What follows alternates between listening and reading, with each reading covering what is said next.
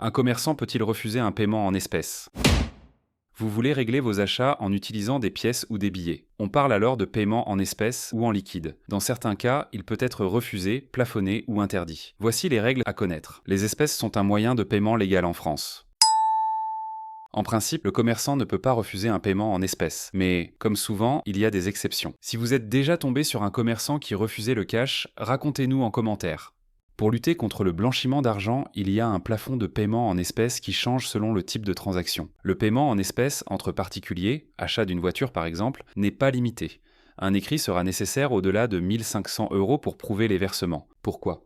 Un particulier ne peut pas établir de facture qui ne peut être produite que par une structure juridique comme une société ou une association. Le particulier peut, en revanche, fournir une preuve écrite pour prouver la vente en cas de litige. Le paiement en espèces au guichet des centres des finances publiques est limité à 300 €. Le paiement en espèces d'un particulier à un professionnel ou entre professionnels est autorisé jusqu'à 1 000 €.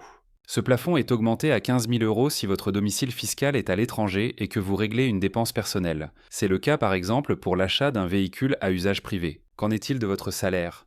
Il peut vous être payé en espèces jusqu'à 1 500 € par mois. Les paiements effectués pour le règlement de certaines transactions immobilières peuvent s'effectuer en espèces si la transaction ne dépasse pas 3 000 €.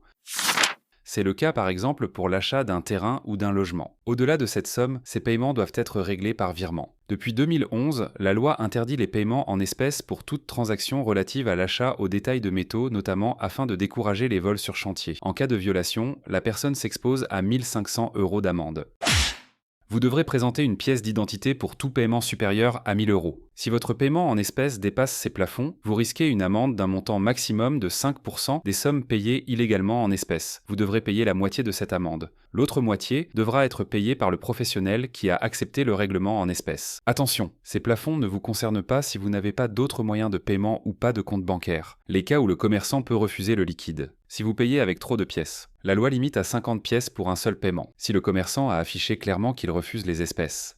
Par exemple, une affiche « Paiement par carte uniquement visible avant l'achat ». Dans ce cas, vous êtes informé, donc c'est légal. Dans certains cas, le paiement en espèces peut vous être refusé pour des raisons techniques ou de sécurité.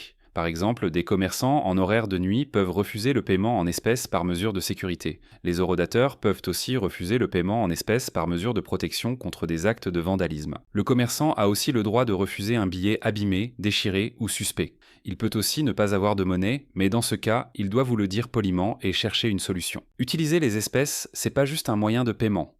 C'est aussi un moyen de garder notre liberté. Payer en liquide, c'est garantir un futur libre et prospère.